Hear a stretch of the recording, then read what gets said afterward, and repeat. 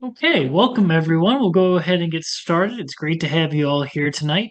Um, I see a lot of familiar faces on the call tonight, but then I also see a lot of new folks on. For those of you who are new or who have heard about us before, and then for those of you who've been on these before, just a quick refresh. My name is John Mantia. I'm the one of the co-founders here at Parco, and I'm joined by my colleague Lauren Fulcher. We'll be answering any questions that you guys have in the chat window or the Q&A window. And our company is called PARCO. It stands for Pension Americans Retirement Company. And we work with anybody with a pension, but especially federal employees, helping them plan out their retirements and finances, no matter what stage of their career that they're in. For some folks, it's those that are early on or just starting out. For those, it's in the middle of their career, wanting to make sure they've taken full advantage of all the opportunities available to them as a federal employee. And then lately, we've been working a lot with folks that are at or near retirement age, who, or maybe even post retirement, wanting to make sure that they're able to live the lifestyle and achieve all the goals that they've been working for decades to achieve. So, no matter what stage of your career that you're in or what stage of your life that you're in, we work with folks across the country and around the world. So, a few questions or a few, pardon me, ground rules before we get started. Throughout the presentation, you'll notice a QR code in the top right of the slides.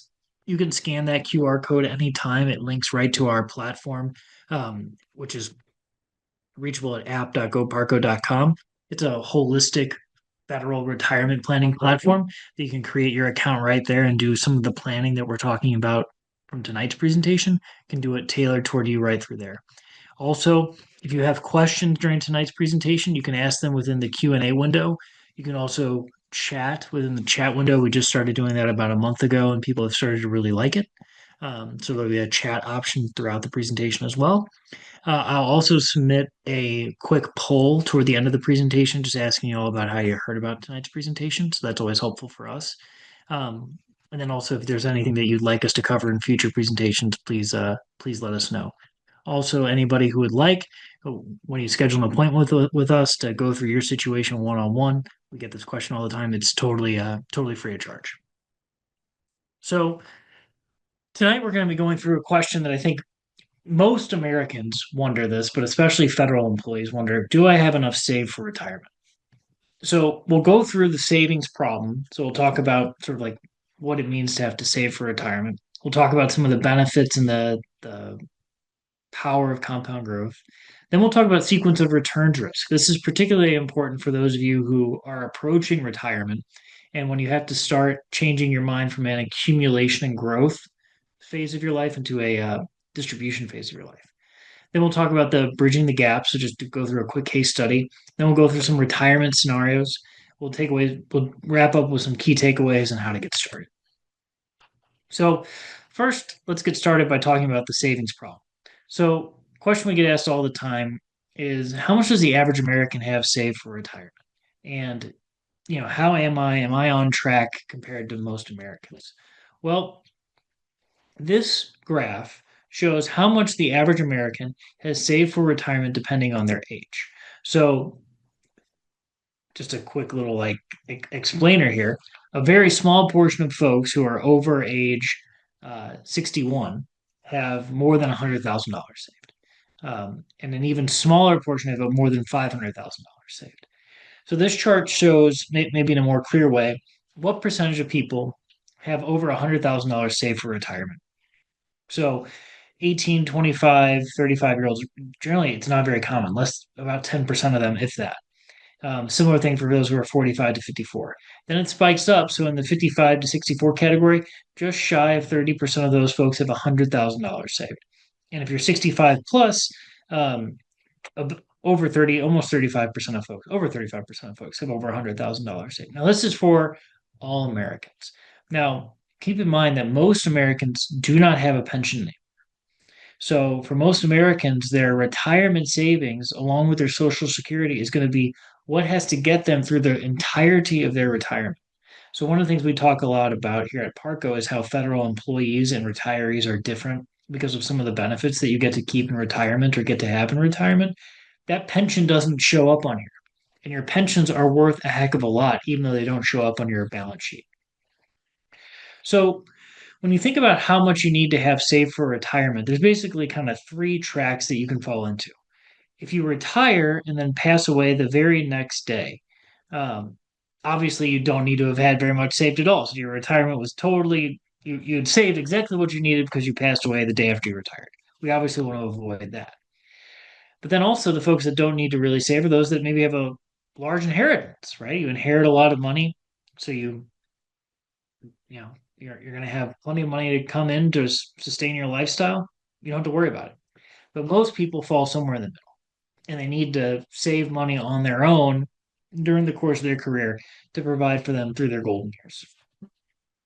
And according to a survey from Allianz, which is a big life insurance and annuity company, one of the biggest life insurance companies in the world, they said 64% of people worry more about running out of money in retirement than they do about dying in retirement. That's kind of a crazy statistic when you think about it. That, you know, people are more worried about basically destitution when it comes to their money than they are about their own mortality.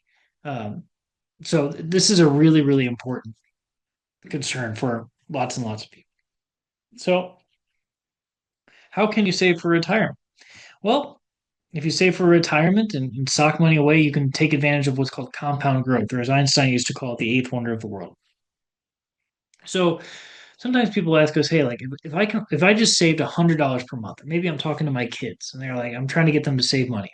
Well, if you save just $100 per month, how much could that grow to? Well, it depends on how much, depends on how long you contribute to those accounts and the rate of return that you get. So suppose you saved $100 a month for the last 40 years. So since, what is it? 1985. It's kind of crazy. Since 1985. Well, if it had grown 0% over those 40 years, you would have contributed $48,000. And if it didn't grow at all, if you got no interest, you put the cash in your mattress, you'll have $48,000. However, if you had 10% annual compound growth during that time, the $48,000 that you'd contributed during that time period would have grown to over 580 or basically to $580,000. So you have $48,000 of contributions, but over $500,000 of compound growth. So it just shows the power of that compounding. So that's what we always try to recommend to folks. And when we talk to folks and they say, hey, what should I tell my kids? It's always better to save early and save as much as you can. So now let's talk about sequence of returns risk. So this is something that maybe you've heard of before, maybe you haven't, but it's something a lot of people don't worry too much about while they're working, but starts to become really, really important in retirement. And what it basically says is that depending on what you plan to do with your money and what stage of your life that you're in, the sequence of returns, meaning the order in which you get returns on your account, can really make a difference. So, what we've shown here in this first column is what the S&P 500 did for a 20-year period starting in the year 2000 to the year 2019, so 20 years. Then we sorted those returns from best to worst. So same returns, but just best to worst, and then from worst to best. Now you'll notice in here there are a lot more good years than bad years. A lot more good years than bad years. Here's what the returns looked like in actuality. So green is good, red is negatives. And then this is them sorted from best to worst, and this is them sorted from worst to best. And so suppose you started with $200,000 and never contributed another dime. So you had $200,000 starting at the beginning of the year 2000. That would have grown to $648,000 by the time that the end of 2019 happened. It's great. Now people ask us the question, well, or we ask people the question, now what if those returns had happened from best to worst? So the best returns happened at the beginning and the worst returns happened at the end. Some people say, oh, I think it's going to be more than that, right? Because you have really good years at the beginning. Some people say, oh, it's going to be less because of those negative years all stacking up next to each other. Well, what's interesting is while the path they take is different, they all end at the same balance. So even though it really balloons up at the beginning, it meets down to $648,000. Same exact ending value.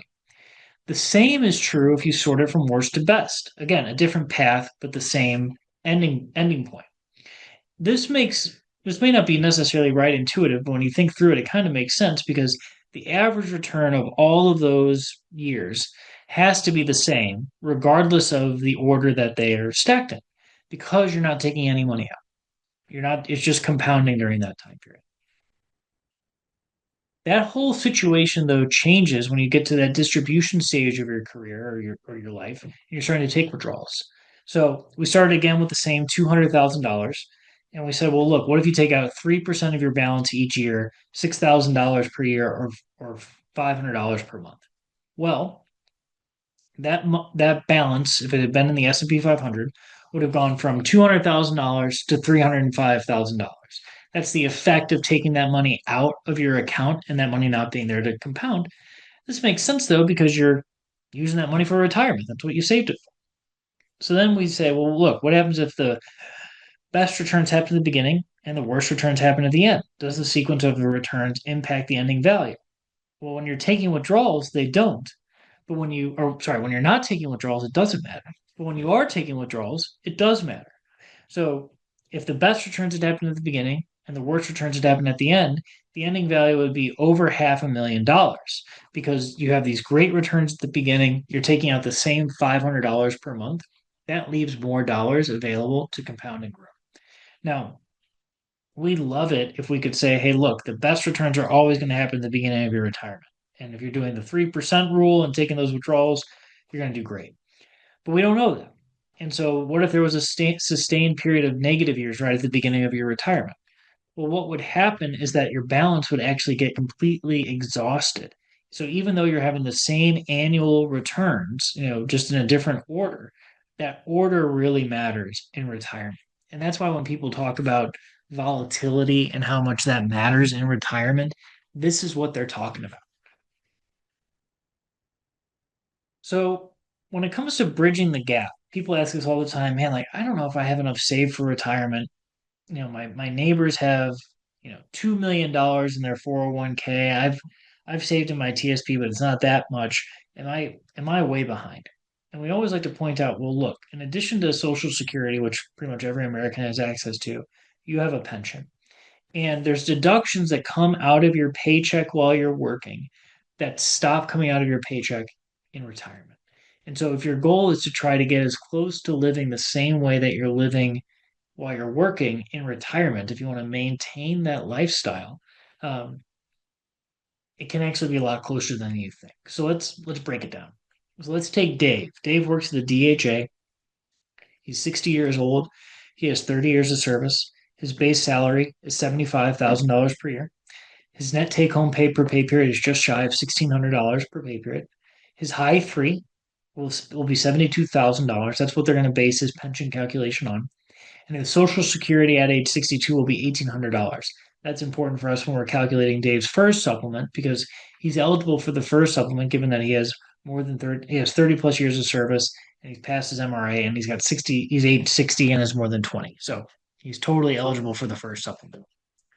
So we look at Dave's working gross income on a monthly basis at $6,250. His pension and his first supplement gross together will be $3,150. So that's a gap of $3,100. It's pretty big. However, we say, look, Dave, you're putting 10% into your TSP. That's going to stop in retirement.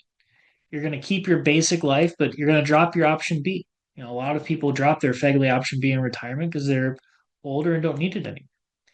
His taxes go down because not only is he making less on a gross basis, so his tax bracket goes down, but because he's making less dollars, he pays fewer dollars in taxes.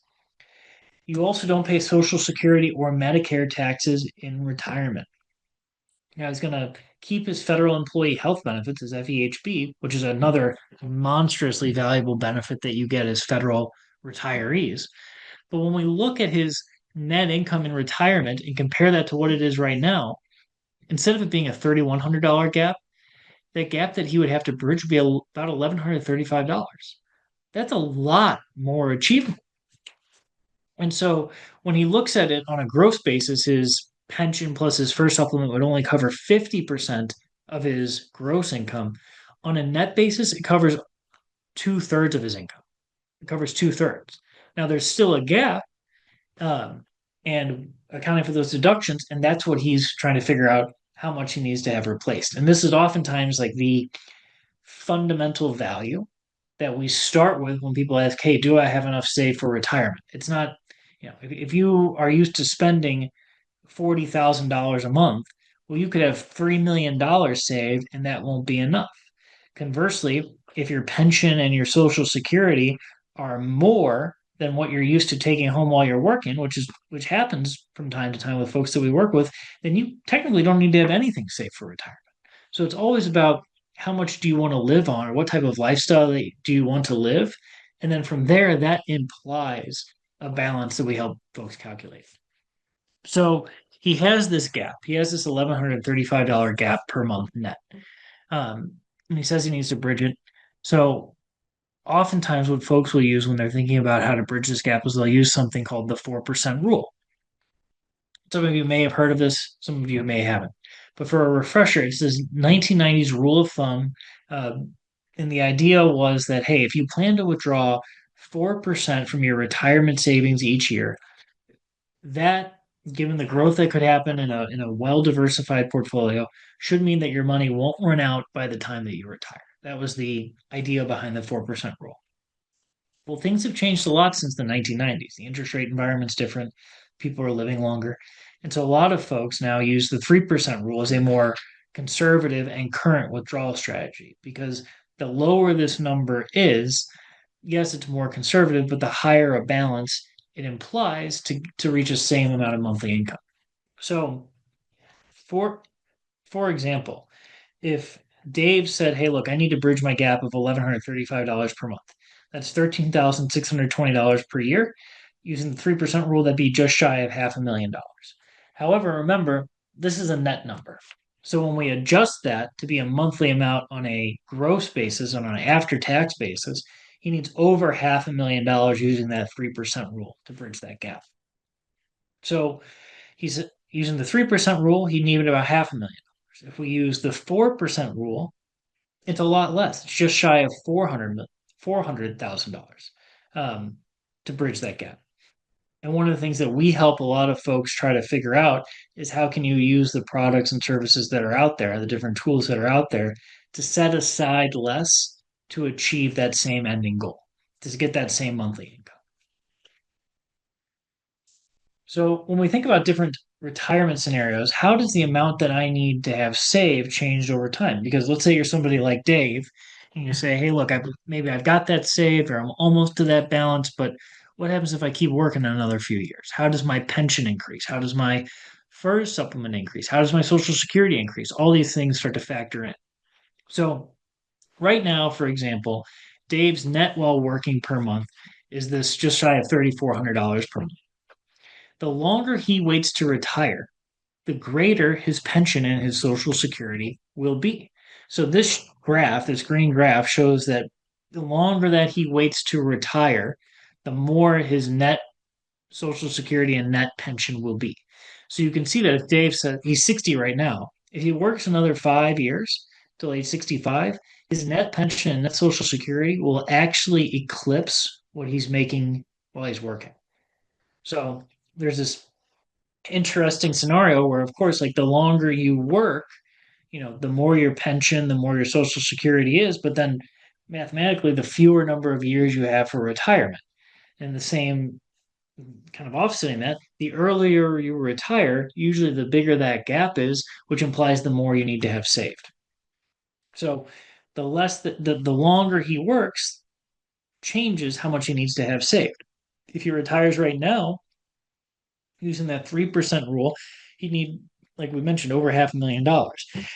And you can see how that starts to decline over time using that 3% rule. If he uses the 4% rule, because it's a more aggressive withdrawal strategy, again, he needs still money set aside, but less because he's taking a more aggressive approach. And if he uses a recommendation that we would try to put together for him, he would even need less. So oftentimes we're able to help people strategize and retire earlier than they maybe had planned to under these sort of conventional planning strategies because of how we're able to recommend their allocations. And that's something that you can actually see right within your PARCO platform itself.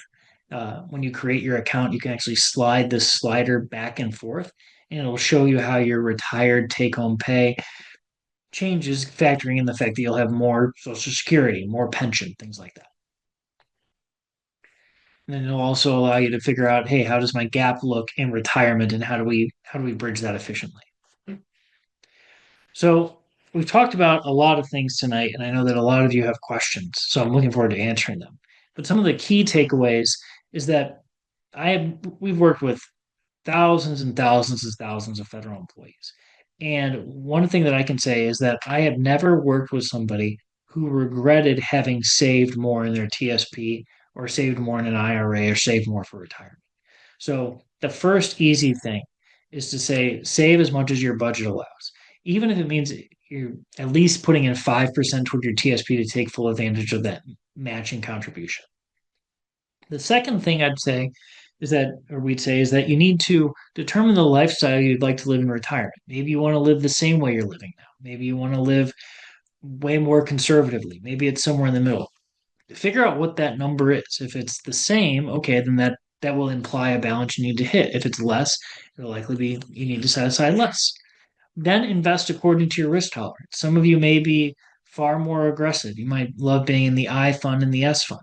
Others of you maybe hate seeing your balance go down, and so you want to be invested more conservatively. There's no wrong answer, but it's just make sure that your investments match up with your risk tolerance. And that's something we can help you evaluate within our platform. Then create a retirement income gap plan. So if you're trying to figure out, hey, how much do I need to have set aside? Use our platform, schedule a time to talk to us, and we'll help you figure out what that number is. And you can get started by creating an account on app.goparco.com. So a big question is, how do you want to live in retirement? Is it going to be better than you're living now? Is it about the same? Is it on some amount less? Figure that out. Have a conversation. For a lot of you, it actually is very possible to maintain the lifestyle that you're living now in retirement, meaning that your net income that you're making right now while working for the USDA or the DoD or the post office could actually be the same while you're hanging out on your front porch or fishing in the lake and having that money coming in. It's the virtue of having that pension that so many of you work many decades to get. Um, and so it's part of why we built the platform was to make sure that you all could access this information and do this planning right at your fingertips. So with that, I'll open up things to questions. I'll also launch the poll if I haven't already. I'll launch the poll as well just to get a sense of how you all heard about us. And as always, it's a pleasure to present to you, and I'm looking forward to answering any questions that you have. Also, if there is a topic that you would like us to cover, please let us know. If there's particular social media places where you heard about our webinar, be it Reddit, Facebook, whatever, we'd love to know just to see how we're reaching people. And then for future webinar topics next week, just as a heads up, because we saw some news about USAID over the weekend, and there's been a lot of talk about different agencies being shut down. We're going to be doing our next presentation on basically what happens when an agency gets shut down, because I know a lot of you have concerns and questions about that. So we're going to be covering that as well. So with that, I'll open things up to questions, and Lauren and I are here to help in any way we can. It's always great to see you all tonight.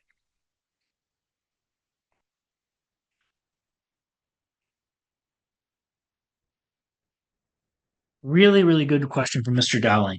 He asked, can you provide some basic information or basic insights on the whether to take Social Security at 62 or wait until later to take it? What are some considerations? So I've started to be a little bit more I have stronger convictions about this, I think, than most, and we have stronger convictions about this than most financial firms.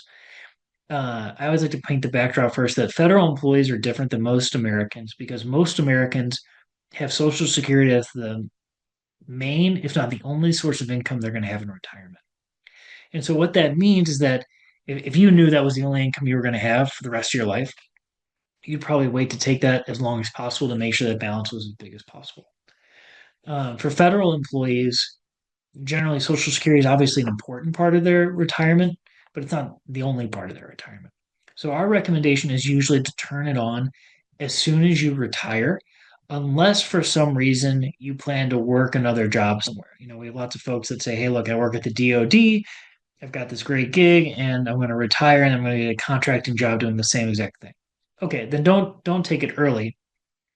Um, don't take it early because you're going to face the earnings test. But if you're planning not to work anymore, I've been recommending people turn on Social Security right away as soon as they retire. And there's a couple of reasons why. First, if you go on SSA's website, if you talk to any actuary, the government will tell you this, Congress will talk about this. They say if nothing has changed, benefits are going to have to be cut by 75% um, by the time that 2032 rolls around. So that's one, obviously, like big black swan on the horizon. Second, we see folks say, well, if I defer taking Social Security, my amount's bigger. It's true that it does get bigger, but you almost always have to pull on some other asset to bridge that gap. And we always say, well, look, like, God forbid you were to pass away at 70 after having deferred Social Security, you'll have burned down a large portion of your retirement savings to fund that income gap until you can turn on Social Security and it's bigger. Social Security is not really a great legacy planning tool. There's strategies where like your spouse can get yours or theirs, the higher of the two. There are some aspects to it, but your family would always rather, your spouse would always rather inherit your larger IRA than have had that burned down and you have spent your own money when you could have been spending the government's money. So that's our take on it. Mr. Dowling, if there's other things you'd like to ask about it, please let me know. But I hope that clarifies our position on it. Usually, for most federal employees, it makes sense just to turn it on as soon as they retire. Next question is from Victor Munoz. He asks, are annuities the best strategy to convert to Roth? Many advisors are pushing annuities. So when it comes to annuities, it always depends, just like with any financial tool, be it an ETF, be it a CD, be it an annuity, life insurance, Roth, traditional IRAs, all these things are tools. And the question is just always, given the goals that you have that you want to achieve and maybe your risk tolerance, what is the most efficient way, meaning like requires the least amount of capital or has the lowest fees to achieve those goals? Now, when it comes to bridging income gaps, if you say, hey, look, I need extra income in retirement, annuities can be really, really capital efficient. And they've changed a lot over the past decade to get really, really efficient. And they're really quite performant. And you don't have to, um, and you don't have to disinherit your heirs. It used to be, and I even think with the TSP annuity, it's still the case where if you elect it, you've basically sold your balance to the insurance company. Most annuities now aren't that way. Now, you ask another question about Roth when it comes to annuities. When it comes to Roth conversion overall, and this is something we'll probably be doing as a webinar topic 2 weeks, 2 or 3 weeks, Victor. There are definitely Roth conversion strategies that you can use with annuities, especially because a lot of them have bonuses to help you basically offset the taxes. It always depends on what you want to do with that money, though. If you want to be more aggressive with your investments, then that bonus may be worth it, maybe not. There's also some strategies for Roth conversions with annuities with income that are pretty powerful. Basically, converting the accounts once the balance has gotten low to basically give yourself a tax-free income stream. That's something we can certainly talk about. So our take is always that, just like any financial planning, you have to use all the tools that are out there. Annuities are a really powerful tool. I'd only recommend working with good advisors that have great, you know, that are really strong fiduciaries, that are really transparent, and that only recommend really highly rated companies, um, because there are so many out there. And that's something we'd be happy to meet with you one on one and talk about. No problem. It's something we help people with every single day. Okay. Next question is, what's the typical mix of TSP funds do most retirees to keep their TSP in? So it's a question from WF. It really depends on what your goals are and your risk tolerances. So a lot of people will, you know, kind of the easy default thing is to invest and put their money 100% in the G fund, right? Because it's the most conservative place to have your money. Obviously, it doesn't make a lot of interest, um, and so for some folks that feels really good, but for other folks they say, hey, look, I'd like to be able to invest aggressively, but just how much do I need to do? And so it always comes down to what's the goal. Usually, what our recommendation first is to say, well, look, how do you want to live in retirement? Do you want to live the same? Do you want to live differently? Like, let's make sure that you can pay the bills, take the vacation, pay your gas, like go out to eat, that you can live the way you want to live. Let's set aside that bucket first. And then for the remainder, it's a question about how aggressive do you want to be? If somebody says, "Hey, I want to be really aggressive," okay, that's more of a C and S question or a S&P 500 or a market question that we help people with, even if they want us to advise and do their Roth conversions. If somebody says, "Hey, I want to be more conservative, even though I've got my money set aside for my lifestyle," then that remaining balance could be invested more in like CDs or the G fund or the F fund, place where it's not going to lose, but it can also get some yield. So, WF, I hope that answered your question. And if it didn't, please let me know and we'll clarify. Thank you for that one. Tammy asks, can you provide some information about the early retirement supplement, i.e., retire at 60 versus age 62? So I think Tammy is asking about the FERS supplement. So as a refresher, if you retire fully eligible from the federal government, meaning that you've more than 30 years of service and you've hit your minimum retirement age, or you're past age 60 and have more than 20 years of service, you're eligible for something called the FERS supplement. This is paid to you by OPM on top of your pension until you turn 62. After age 62, that supplement goes away because you can turn on Social Security. The first supplement is calculated based on the Social Security amount that you could collect at 62, and it's multiplied by your creditable years of service divided by 40. So, for example, if you had 20 years of service and you retire at 60, your first supplement would be 20 over 40, so 50% or zero point 0.5 or one half times your Social Security at 62. Now, it almost always comes down to a financial question. We have lots of folks that, are eligible to retire at 57 or 58 and they've been there for 30 plus years and they say, "Man, I want to go." Um, and if the numbers work, it makes a lot of sense to go, right? You get to retire in your 50s or your early 60s. That's amazing. That's more time with your spouse, which for many of you is a good thing. Um, I'm kidding, but you get to spend more time with your kids, with your grandkids, maybe with your parents. So being able to retire early is really, really powerful. However, some folks say, "Hey, like I'm kind of on the fence. I like work. Maybe my kids are finishing up school. Like it could be a lot of things." Staying till 62 can make a lot of sense because not only can you start Social Security, which is usually a good deal bigger than your first supplement, but then also if you stay till 62 and you have more than 20 years of service, you get a 10% boost on your pension. So I hate to give the answer that it depends. It really depends on your numbers. And that's something that our platform can help identify for you.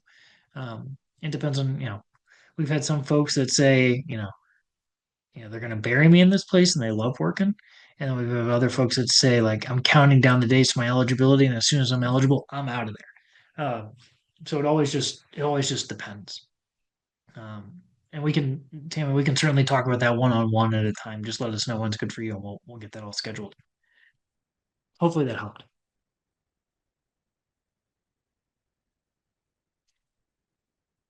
Keep the questions coming, y'all. It seems like a lot of you heard about it from our email. That's great. Some of you also from social media, from some other places. We'd love to know as well, like where you heard about us or um, anything like that. Um, anything like that. So WF asks another question. Oh, thank you, Tim. Are fixed index annuities a viable investment strategy instead of keeping in the TSP? It always depends on what your goals are. So the TSP is a really, really powerful retire accumulation vehicle, right? The fees are really low. You get 5 core fund options, which are more than enough. It's very simple. You get a match. It's a great place to accumulate your money. In retirement, it always just depends on what you want to do. If you say, "Hey, look, I want to work with an advisor. I want somebody to be managing my money and managing my wealth to make sure that I'm doing all these Roth conversions the right way because I don't want to deal with it." Then the TSP doesn't have any advisors. If you say, "Hey, look, I'm kind of a set it and forget it person. I like just being in the C fund and the S fund. I'm going to manage this all myself." The TSP can certainly be a viable option. Some people say, "Hey, look, I want to get somewhere safe where my money's not going to lose anything, but it can grow alongside an index, or I can get maybe better safe return than I would get in the G fund or the F fund. Then fixed index annuity can be really powerful for that. Same thing for income. Or if you say, hey, look, I need an extra $1,000 per month on top of my pension and Social Security, how can I get that in a really capital efficient way? And FIA can be really powerful for that. It always depends on what your goals are.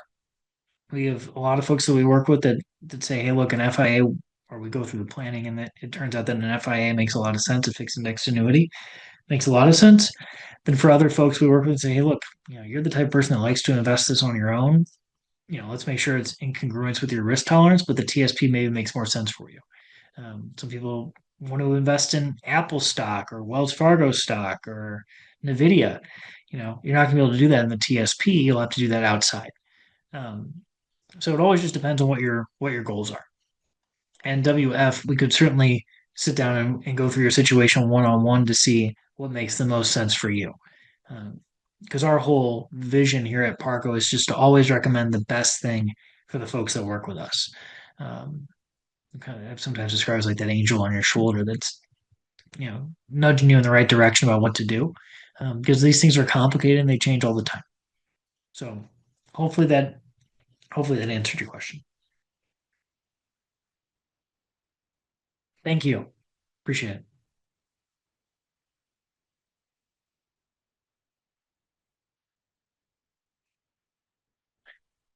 I know a lot of folks have been asking us about RMD and Roth conversion planning. That's definitely a topic that we're going to be going through here in the fall, especially September, October. I think I mentioned we're going to be doing an agency focused one just to for folks that are concerned about maybe their agency or um, the place that they work is getting moved or shut down. How's that all work? We're going to be covering that next week.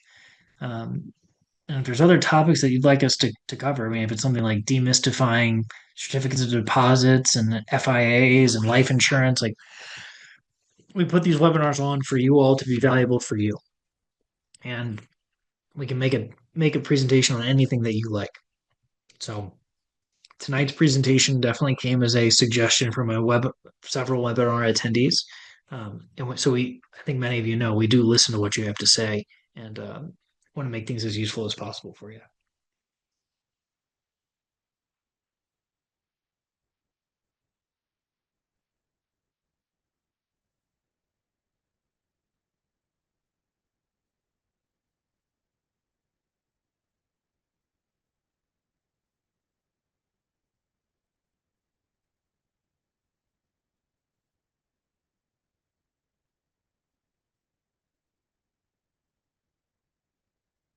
I'll stay on for just a few more minutes, just in case a few more questions trickle in.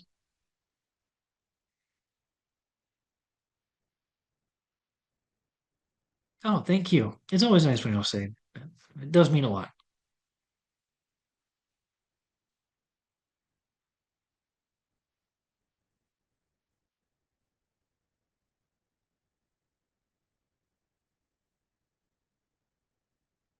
Thank you. Thank you, Grace.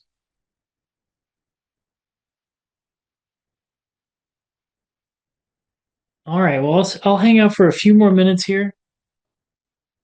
Um, ooh, Victor asked a question about what are our thoughts on IULs or Index Universal Life. I imagine many of you have seen a lot of posts about this on social media. It's probably something we should do a webinar topic on, Lauren. We should just make sure we write that down. So, my high level opinion about IULs is that oftentimes, 9 times out of the 10, when we see folks that we work with that have IULs, it is not appropriate for them because they get sold an IUL by an advisor or an insurance agent who maybe is well intentioned, but it ends up tying up hundreds, if not thousands of dollars per month when you're in retirement for life insurance, when you're in your 60s or your 70s. Like to us, life insurance, again, is a tool. It's meant to be a tool that allows you to pass on, you know, some of your wealth or pass on a death benefit if you were to die prematurely. That's really what it's best for. And so when we see folks that end up having a lot of their capital or a lot of their income tied up in an IUL, especially among our client base who are middle class Americans, it tends not to make as much sense.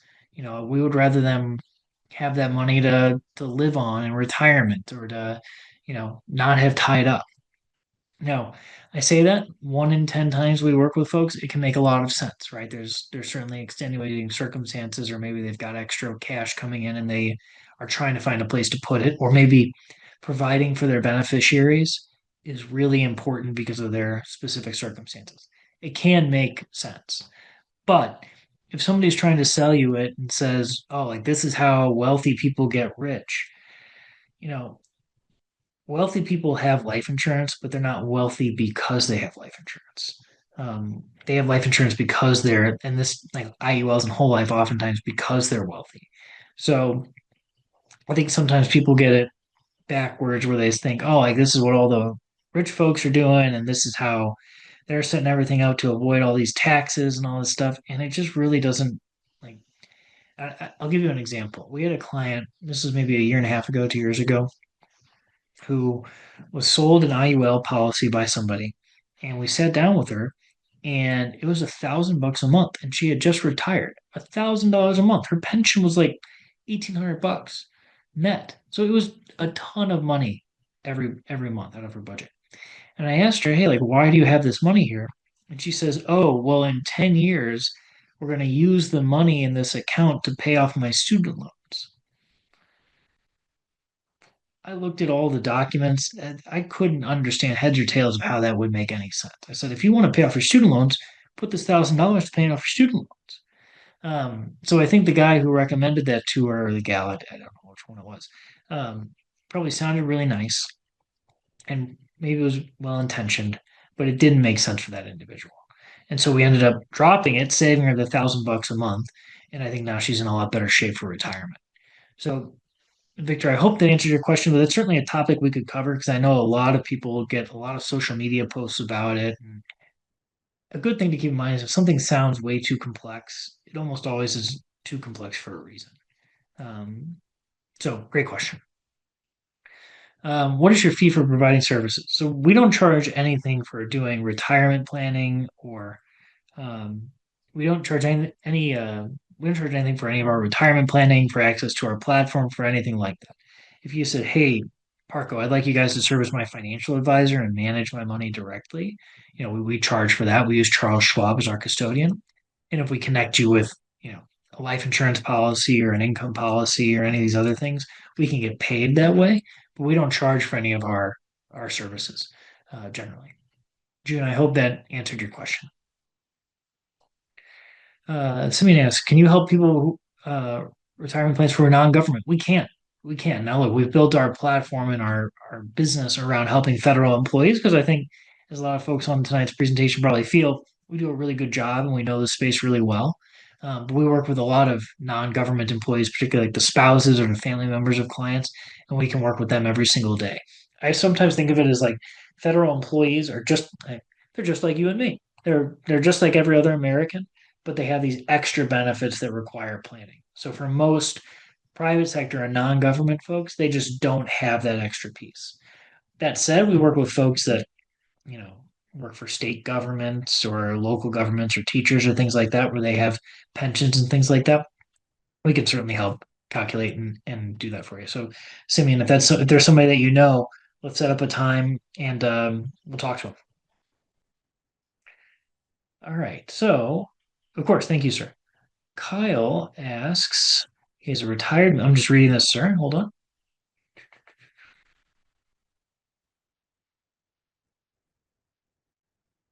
Okay. So Kyle asks, he has a pension from a few different sources. He'll have TRICARE. Both he and his spouse are feds. They have TSPs, 401ks, IRAs. How do you determine what is comfortable to retire, preferably early? So Kyle, like our platform, and if you schedule a time to talk to us, and Lauren can certainly coordinate that with you as well. Um, it all just comes down to the numbers. So if you tell us, hey, look, here's what I've got coming in right now for my TRICARE, for my military, for not for TRICARE, for my VA, all these different things, and as a household, we'd like my portion to be $5,000 a month, and I'd like my spouse to bring in $4,000 a month. It's just a matter of kind of like netting all those things out and then comparing that to the assets that you have and figuring out how much income those assets could produce if we planned it right, and then figuring out how comfortable you'll be in retirement. So, if you schedule a time for us to speak with you and your spouse, we work with a lot of federal couples. We'll be able to give you an answer. Um, so you can, if you create an account, you can actually schedule an appointment there, or if you just message us your information or message Lauren or myself directly here in the chat or in the Q&A section, we'll reach out and get you scheduled.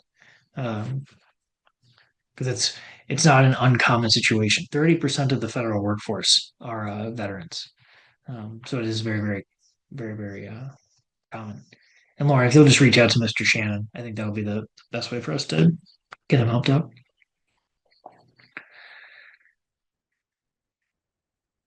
All right, I'll stick around here for just a few more minutes because I know we had a barrage of questions come in. So if you have more, please keep them coming.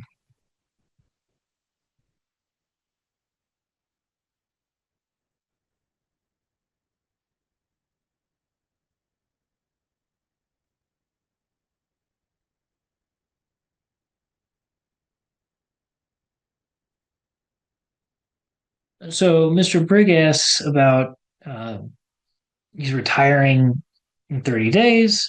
Um, he has some life insurance. He's got some term policies, and he's wondering if he needs to cancel it or if he should cancel it. I would say, generally people use retirement as an opportunity to um, um, use retirement as an opportunity to reevaluate a lot of their financial situation, including their life insurances. And I'll say 6 times out of 10, people are dropping whatever life insurances they have. That's very common. I would say for you, sir, we just want to kind of like look through your situation just to make sure we're not missing something. If you told me, hey, I have a chronic illness or something like that that makes it where you might want to have that term policy just in case. Some people keep it. Uh, but if we look at your situation and say, hey, here's what my assets are, here's what my liabilities are, I'm paying $100 a month for this term policy, I don't think I need it anymore. It's very common for people to drop it. Um, so I can have Lauren give you a buzz here real quick or shoot you an email and we can get you all scheduled up. Um, but it's a great question. Great question. Um, People ask all the time too, just kind of pivoting for a second. Will a recording of this presentation be available? It will be. So we'll upload it to our YouTube channel um, probably tomorrow. So you can access it there. Um, you can access it there. And Sharon, if you email us at info@PARCO, I'll make sure to send you a link to it directly, if you don't mind. So Kirk asks, what are your thoughts about long-term healthcare insurance? So I would say this is, if I'm reading this right, this is basically like long-term care insurance where if you go into a nursing home or need long-term care. So that market for those products that specifically cover the need for long-term care has gotten really, really broken or is really, really broken because the policies have become very, very expensive um, over the past decade.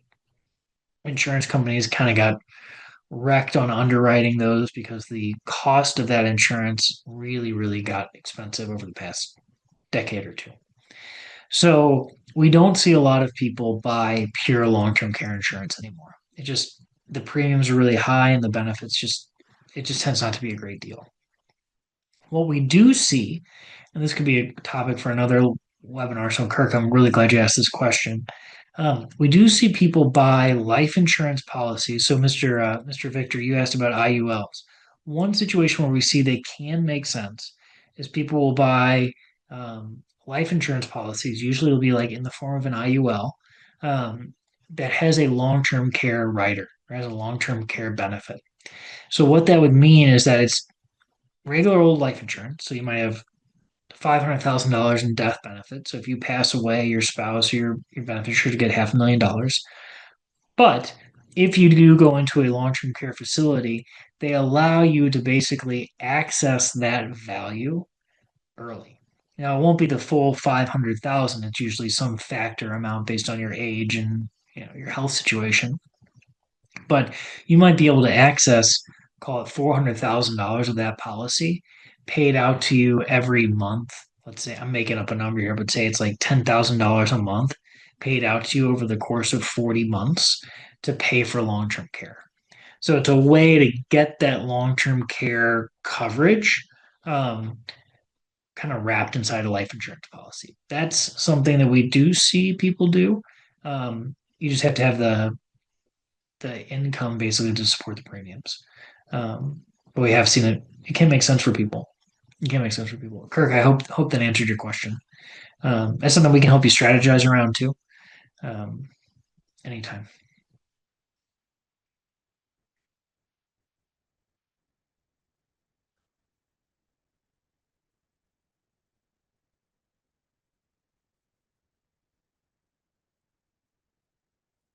All right. I see the Q&A. We've got that answered. So Sharon will get that information to you as soon as it's available.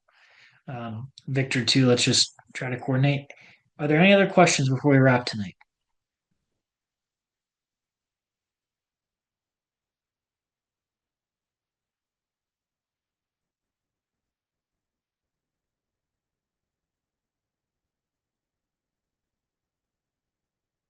Okay. Well, in that case, we will let it all go. Pardon me. I'll let you all go.